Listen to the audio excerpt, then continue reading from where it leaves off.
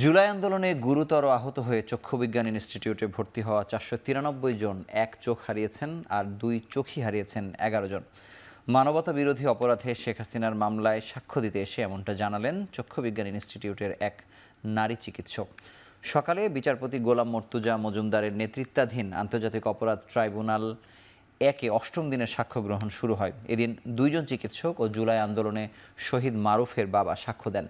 নারী চিকিৎসক বলেন, চক্ষুবিজ্ঞান হাসপাতালে আসা আন্দোলনকারীদের অধিকাংশের চোখ মেটালিক প্লেট দ্বারা ক্ষতিগ্রস্ত হয়, তবে কেউ কেউ প্রকৃত গুলি দ্বারা আহত হয়েছেন। 19 জুলাই ব্র্যাক বিশ্ববিদ্যালয়ের সামনে শহীদ হওয়া মারুফের বাবা বলেন, শেখ হাসিনার নির্দেশ মেনে বিজিবি সদস্য তার ছেলেকে গুলি করে। ট্রাইব্যুনালে শেখ হাসিনা, আসাদুজ্জামান খান কামাল ও চৌধুরী মামুনের বিরুদ্ধে এ পর্যন্ত 21 জন সাক্ষ্য দিয়েছেন।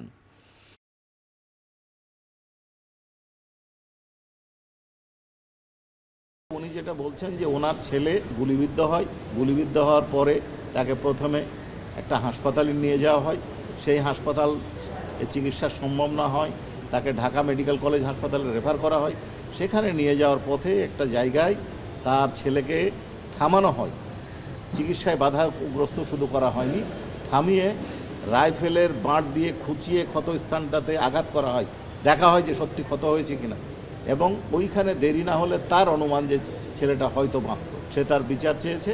আর ওই রামপুরার শেখ হাসিনা, স্বরাষ্ট্রমন্ত্রী আসাদুজ্জামান খান কামাল, ওবায়দুল কাদের এবং যারা গুলি করেছেন তাদের সকলের বিচার চেয়েছে।